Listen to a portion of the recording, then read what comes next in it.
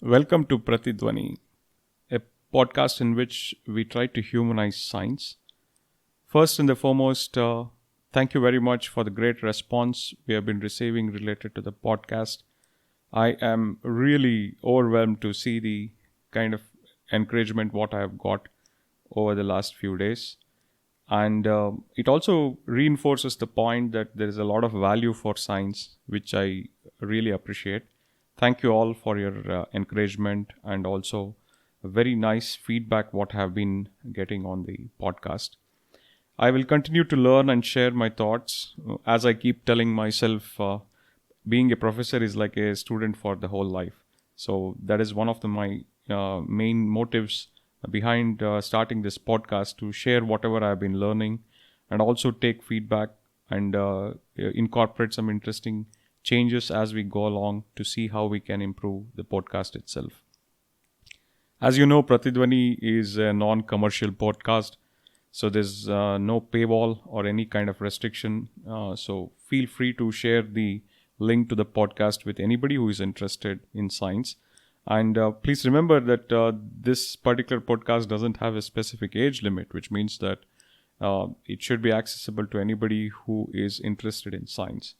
So therefore, my humble request is do share the link to the podcast with people who might be interested in knowing a little bit more about science, especially from the human element, the history, philosophy, and various different aspects related to how science is performed as a human endeavor. Now, today in this particular episode, I'm going to discuss a story of a very interesting character. His name is Arthur Ashkin. Ashkin went on to win Nobel Prize in 2018, but the road to that particular achievement was not very simple. And the story itself is quite interesting, given the fact that he did some outstanding work, and he did most of his work alone, and also in collaboration with few people, and ended up creating literally revolution in the way light can interact with matter. What Ashkin did was to ask some very simple questions, which led to some profound answers through some very, very creative experiments what he performed. It is so important that the results of the experiments have turned out to be probably some of the most important experimental tools in fundamental physics, including Bose-Einstein condensation, atom trapping and cooling, but also tremendous amount of progress in the way biology is studied from a physics viewpoint. And as you probably would be aware of the fact that there are emerging areas within biology, such as mechanobiology, and also physics of living systems, and various different sub-areas which are at the interface of physics and biology. And in there, the word optical tweezers will arise in multiple occasions, and Ashkin is considered as the father of optical tweezers. So this story is about Arthur Ashkin, his trials and tribulations, his amazing tenacity, and also a great attitude he showed while doing some remarkable experiments. So Ashkin worked all throughout his life in a very famous place. It's called as Bell Labs, as probably you would be aware of it, that it is one of the biggest organizations to house many researchers, especially in the post-World War era.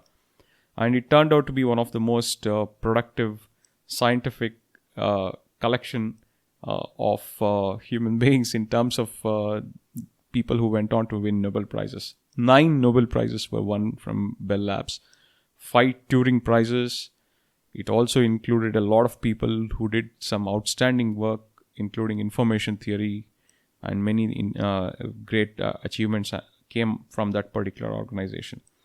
But you'll also see within this story that although you might be in a great organization which has tremendous amount of exposure to external world, but there can be also some drawbacks and some kind of hierarchy within the system which might lead to problems of judgment, and how Ashkin had to face that problem of judgment, and how he overcame that particular problem, and went on to do some very interesting work. We'll also discuss some aspects of Nobel Prize and highlight some specific issues with the Nobel Prizes itself.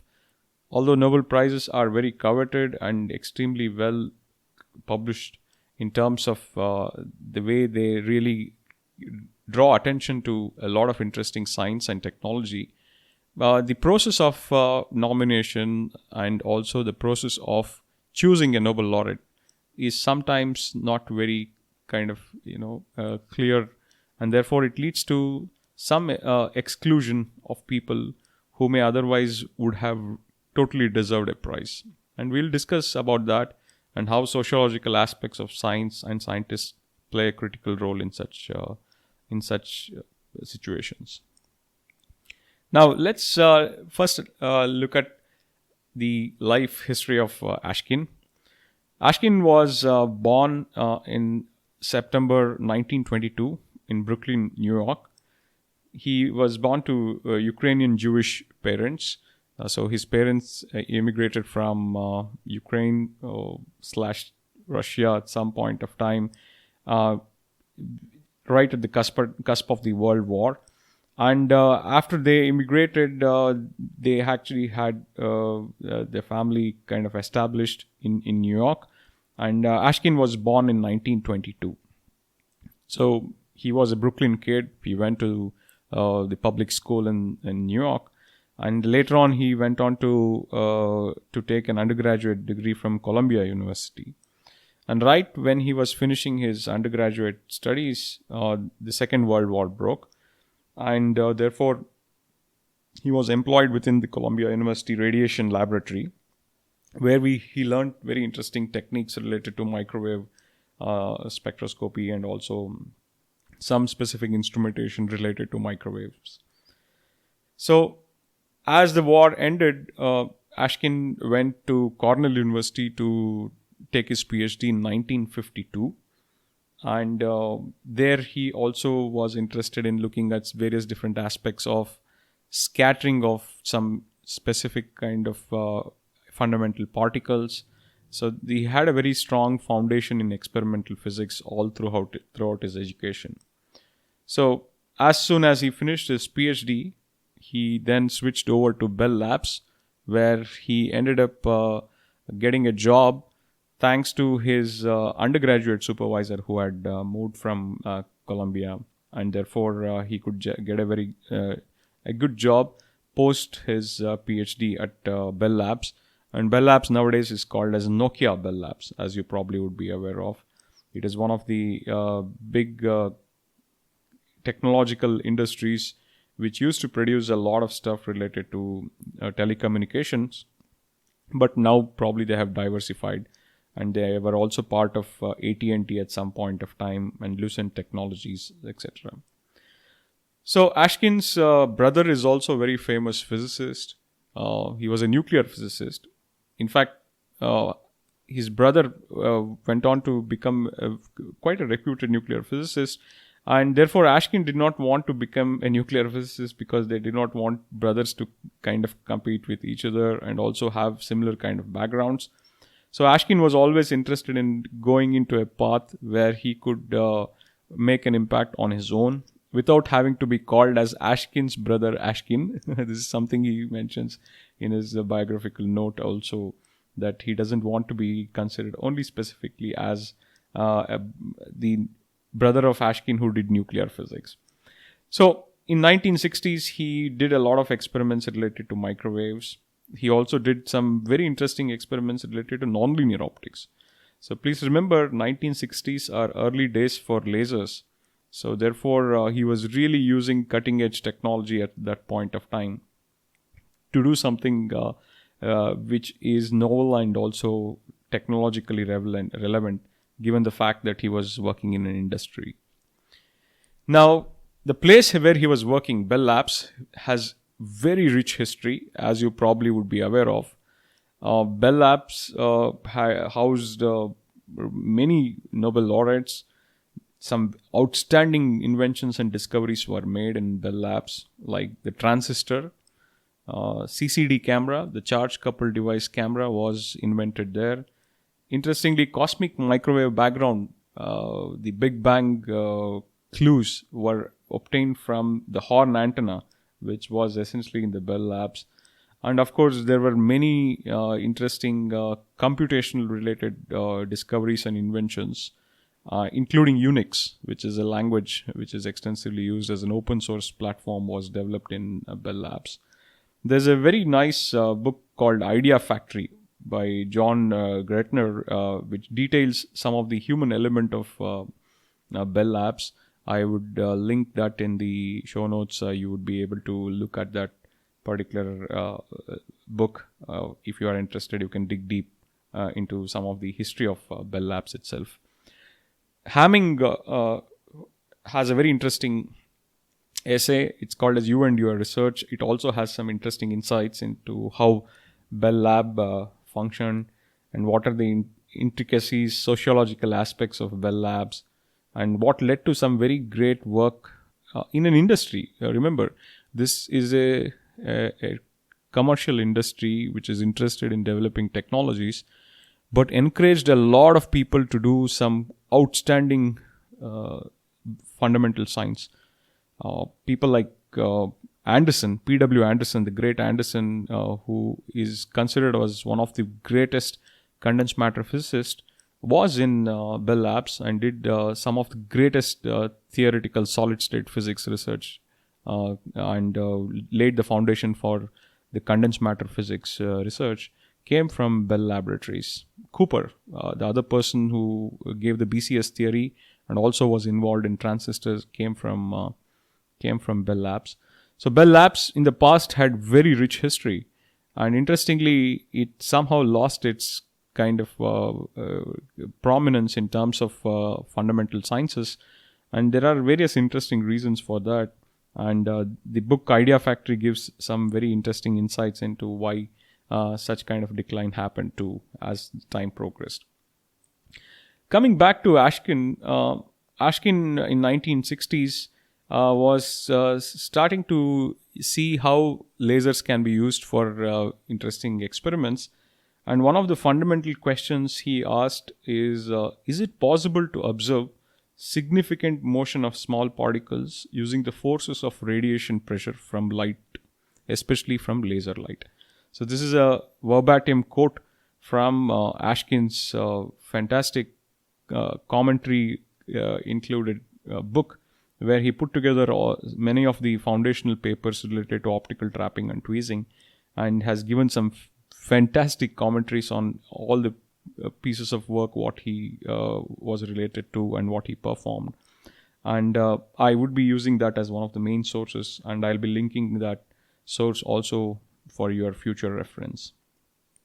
So as I mentioned, he is now interested in looking at how light can be used to apply force, and also how light can be used to accelerate and also potentially trap objects in external perturbations.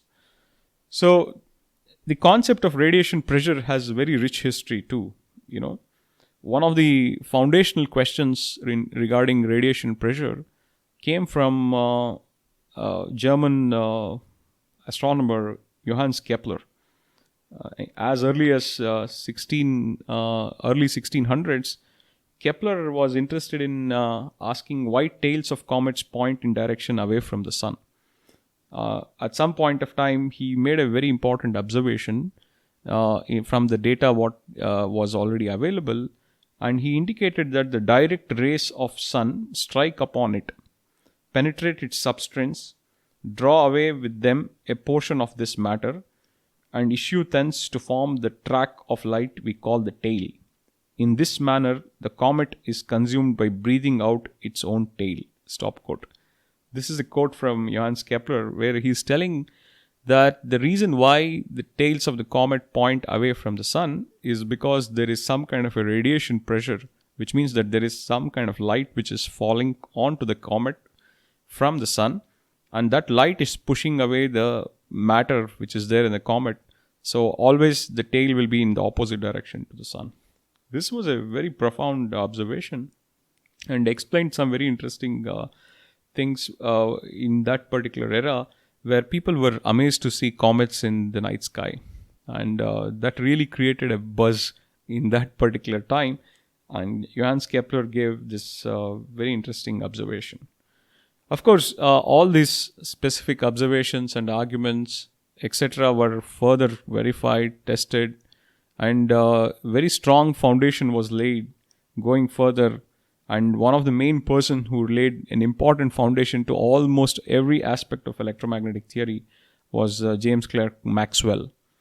Maxwell's equation, which we celebratedly study in our studies, and that is something which is highly valued, the electromagnetic theory.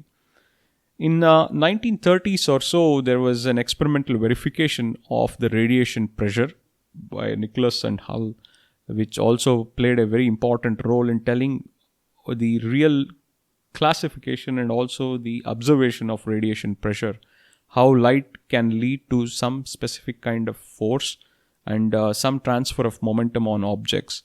And that led to a very important insight in understanding how light interacts with matter, especially in the context of radiation pressure and transfer of momentum and concepts related to this.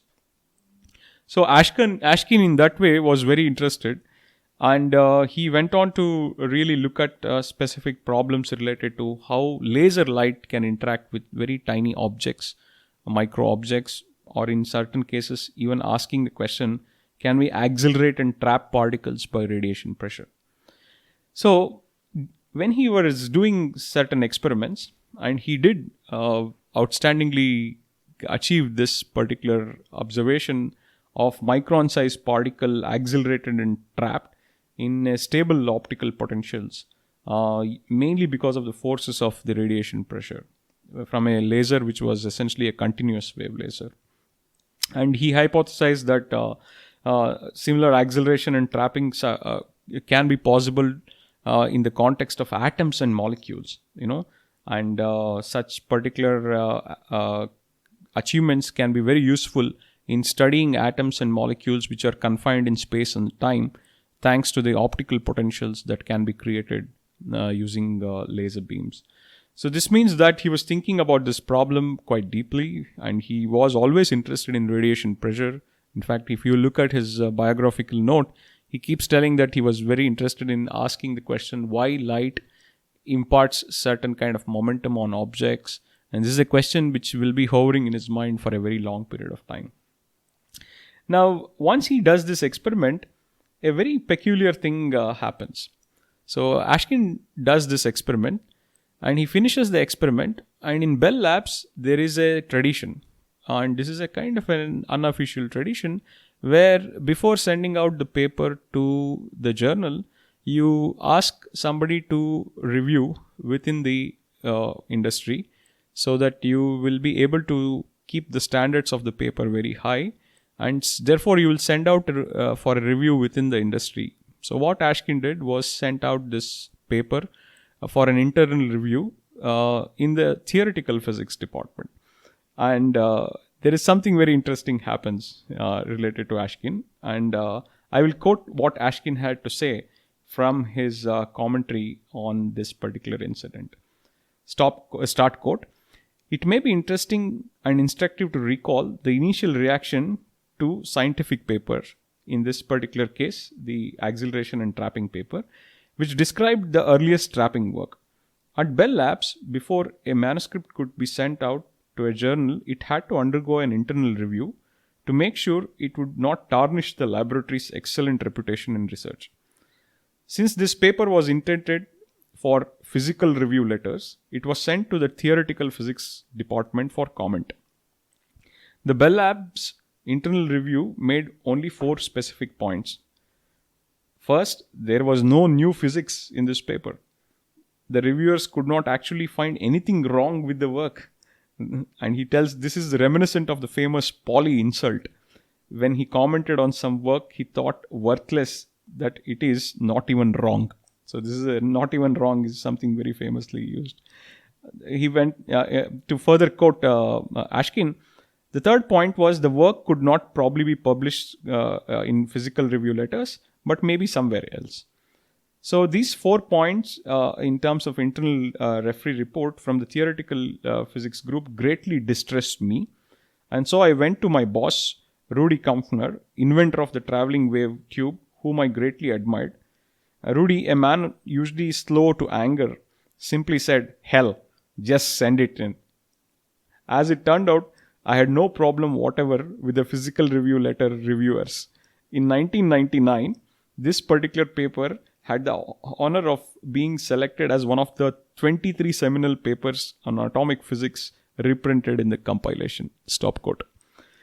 So what you see is that when Ashkin really sent out the paper for review, the internal review rejected this paper. They told that there is nothing interesting about it. There is no new physics in this. Okay, this is a very interesting term. No new physics. This is sometimes used very, very lightly. Oh, what is the new physics? What kind of stuff this is? So they were telling that this particular work is not even worth. And it sounded very similar to the Pauli's comment of not even wrong kind of stuff. So what it tells is that Ashkin's work was not considered as something important within the division in which he was kind of taking the review from. But nevertheless, he went on to publish this paper, and as they say, rest is history. Because this paper, which is titled as Acceleration and Trapping of Particles by Radiation Pressure, literally was the kind of foundational paper on which various different trapping and tweezing techniques were developed going further. This is something which is very, very important for us to take note, that many a times the kind of input what one gets as in terms of feedback is generally from a specific viewpoint, especially related to the scientific feedback. So therefore, if young students are listening to this particular podcast, I would strongly encourage you to not get too distressed or dejected from sometimes harsh comments from reviewers, and also some specific kind of input one may get, which need not be totally neutral and sometimes might be a little harsh. And this is where the humanizing element of science is very necessary, because whenever one gives specific kind of scientific feedback, it is always better to have it in slightly more constructive way. Not that we should not give any specific criticism. I'm no way saying that one should not criticize work. One should be really, critical of work. Especially self-criticism is extremely important, and which I personally do. In fact, that is something which is very important for one to learn. But what is important is that many a times the judgment what one makes related to the work happens to be in sight of the information what is available, and many a times one would not be able to see the consequence of the work and the depth of the work without having really dirtied the hands and without having gone into specific laboratory and done the work. If the consequence of a particular experiment seems to be interesting for somebody, then that person should be able to convince the community that there is something interesting in it. Of course, how that particular work evolves over a period of time is left to the community, and generally good work cannot hide. That is something I also keep telling my students, that if somebody does good work, even if it doesn't get the recognition immediately, that particular work will sustain its value over a longer period of time. And this is an important lesson what one can learn. So Ashkin went on to do this seminal work, and there was one very interesting surprise. In 1997, the Nobel Prize in Physics went to laser cooling and trapping. There were 3 people who were given Nobel Prize, and out of them, all 3 were people who used foundational work of Ashkin in one way or the other, but Ashkin did not get the Nobel Prize.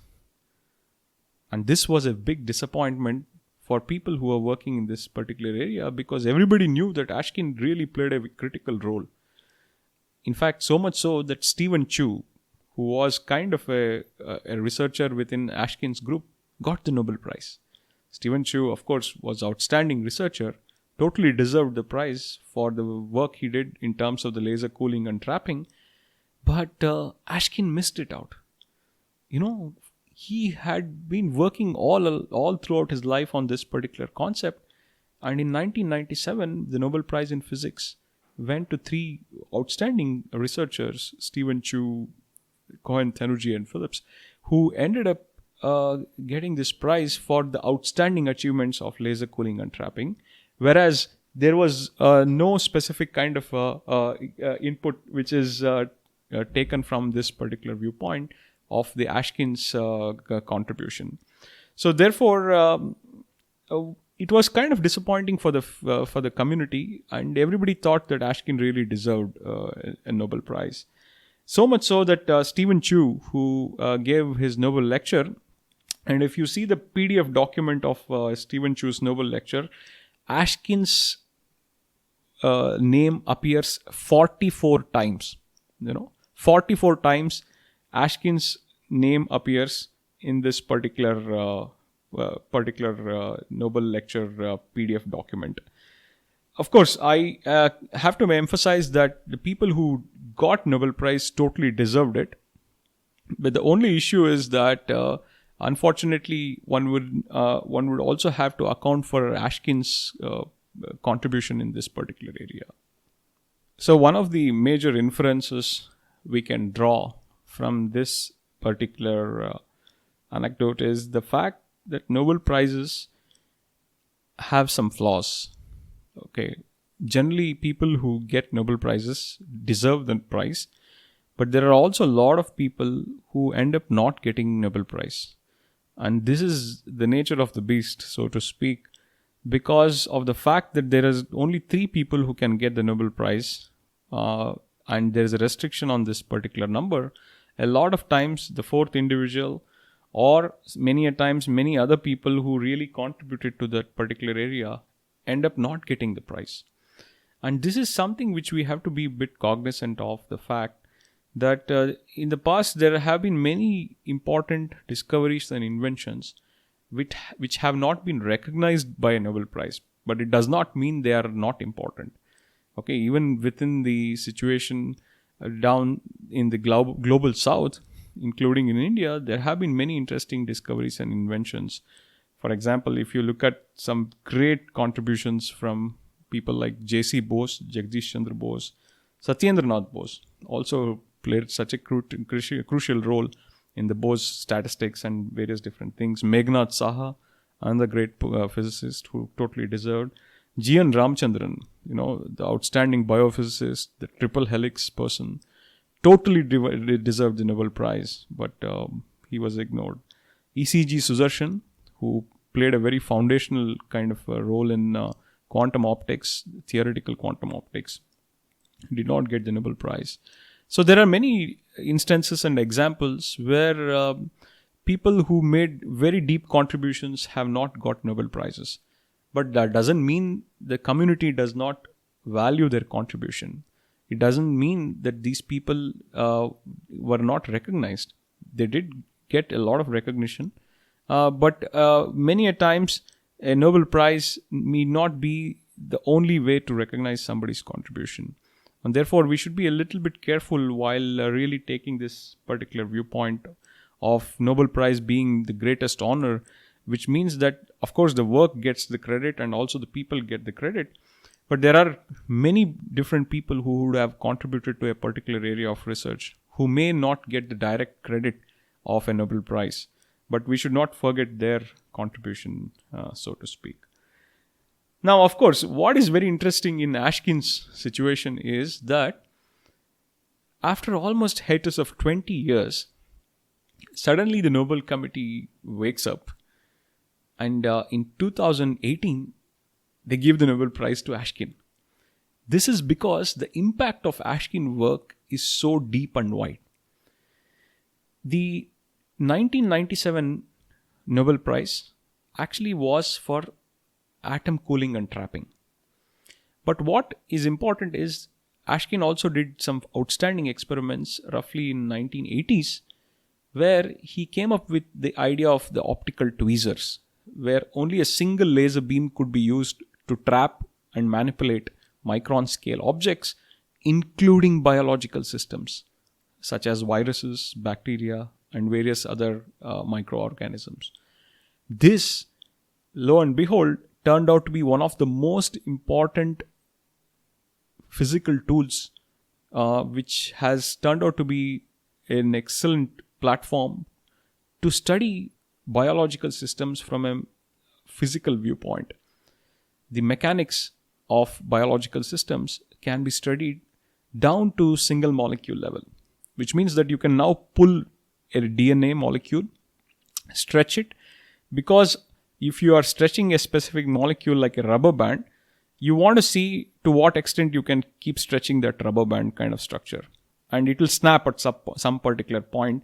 By knowing at what force this particular snap happens, you will be able to reconstruct a very interesting physics and the mechanical properties of such molecules. So optical tweezers are used for that. So in 2018, the Nobel Prize, half of the Nobel Prize actually was given to Arthur Ashkin, and the other half went to Donna Strickland and Maru, who played some very critical role in ultra-fast lasers, and that itself is an interesting story.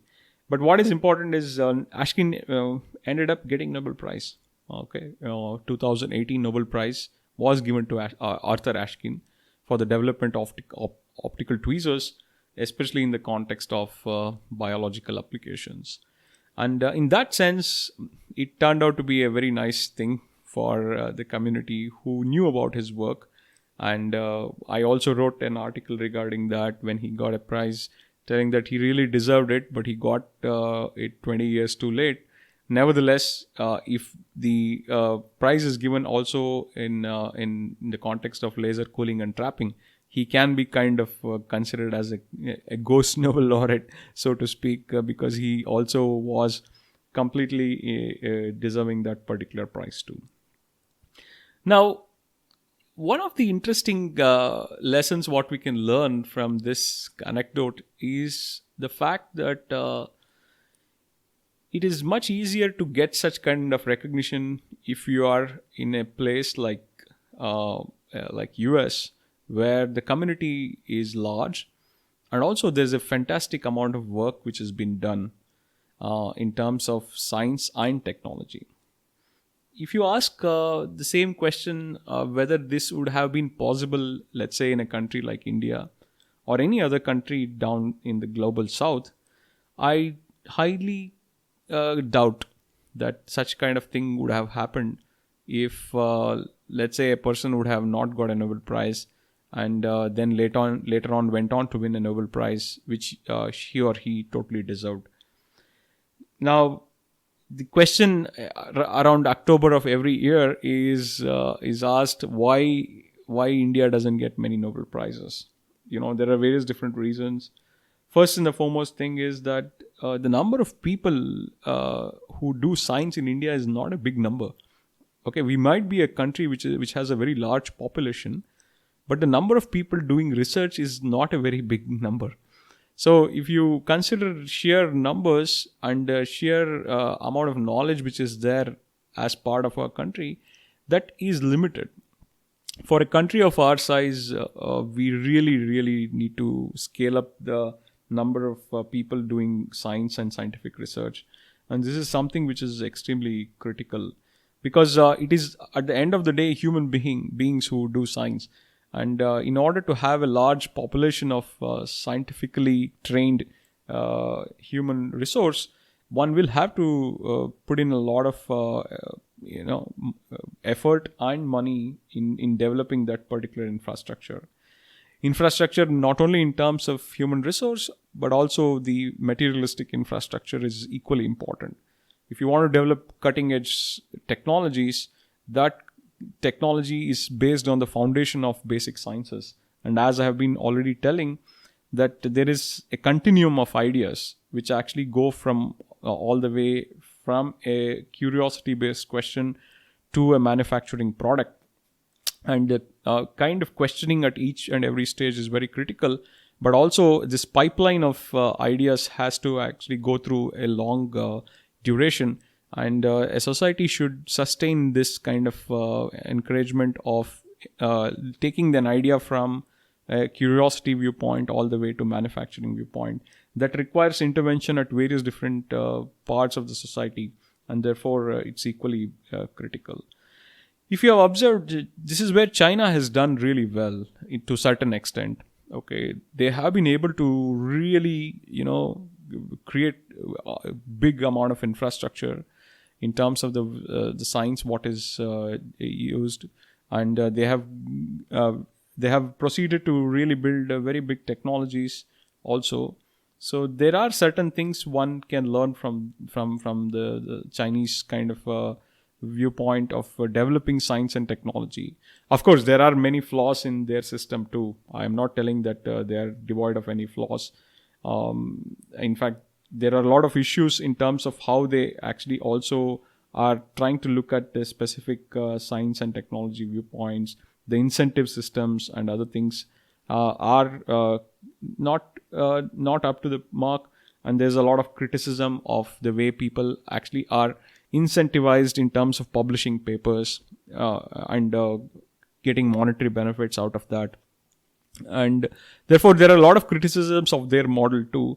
But there are certain good things which is equally interesting, because they are large populations similar to India. So they have been able to really create a large infrastructure in terms of science and technology. And the sheer number of people doing science is very large. That is a fundamental difference I see between India and China. And the second aspect is, we should strongly encourage our ecosystem by encouraging our students with timely, disbursement of funding and support for graduate students, PhD students, their fellowship, the pipeline of fellowship, the amount of money they get. All these things are very critical. I know government does a lot of specific kind of programs which are very supportive, but somehow that streamlining and also the organization level aspect has to be looked into in greater detail. And I hope going further, India really develops a very clear mechanism for supporting young researchers. This is extremely important. Otherwise, we would not be able to really do any good work. And as you can see, if you really are aiming to achieve big in terms of the impact across the globe, the foundation has to be laid down at the student level and individual laboratory levels and individual department levels and individual institution levels. So therefore, these are all very critical aspects going further. One may tell, oh, come on, Nobel Prizes are biased and other things. See, the most important lesson what we can derive is that most of the time, whomsoever gets Nobel Prize or let's say Breakthrough Prize or some very big prizes, these prizes go to people who generally deserve it. But as I keep telling, that there are a lot of people who are excluded from the prize. So therefore, one should be careful in making the judgment, and one should not think every aspect of the incentive system in the global science is biased. Because there is always a value for good work, as I keep telling. And therefore, we should not ignore that aspect going further. Now, one should be also cognizant of the fact that science should be valued in a society. And therefore, one should really have a specific platform and avenues for young people to do science in a slightly more informal way. As we are doing this podcast, while making this podcast kind of something on a platform which humanizes science, where we do not have any specific formality related to the way science is discussed, and it should be a freewheeling discussion about science, technology, history, philosophy, because all these are elements of doing scientific research. One will not be able to just isolate science from any other human activity. That then science would lose its, the greatness about science is that it really brings in the human element and creativity also very interestingly. So going back to Ashkin, what we have seen is a very rare story, somebody who almost did not get any prize. Or so to speak, from no prize to Nobel Prize. Ashkin's story is something which is very interesting. And we also saw that there are barriers to good ideas. So there will be always sometimes discouragement for good ideas. But if you are interested in a specific idea and you strongly feel that there is some value to that particular idea, I think one should not be too worried about the judgment and the negative feedback one gets. Of course, as I keep telling, criticism and feedback is very important. That's how one learns. But if one is reasonably confident of the fact that that idea has some value, one should go ahead with that particular idea. And it is important to know that a lot of young people have been encouraged to go ahead and do things which might not be in the path what people in the past would have been doing. In such a situation, I would want to conclude this podcast with a very interesting observation made by a very great poet from ancient India. His name is Kalidasa. He was called as Mahakavi Kalidasa. Many of you would have been aware of it. So when Kalidasa was kind of emerging as a young poet, he was always confronted with some specific kind of ancient poetry where people kept telling that, oh, what kind of poetry you are doing? In the past, many great poets were there, etc., etc. So what Kalidasa does in one of his famous poetries is quote some very interesting observations. In the Malavika Agnimitra, which is one of his great poetries, he makes a very specific observation, and I would want to quote that Sanskrit lines, and I'll also give you a translation of the lines. So here it goes. He tells, Purana mityeva nasadu sarvam nachapi kavyam navamitya madhyam santaha parikshanantara bhajante moodaha parapratyayana buddhihi.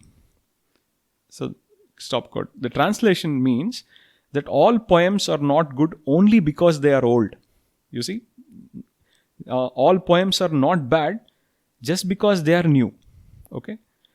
Good and wise people examine both and decide whether a poem is good or bad. Only a fool will be blinded to see what others say. So what he's saying is, do not make a judgment purely because something is old or something is new. Make a specific judgment based on what is there in front of you. If this is not rationality, I would really be amazed to know what is the other thing. So, poets like Kalidasa were outstanding literary giants who really deserve a lot more credit in bringing a very interesting viewpoint of how art and thinking happens. And there is a lot more to learn from such kind of viewpoints.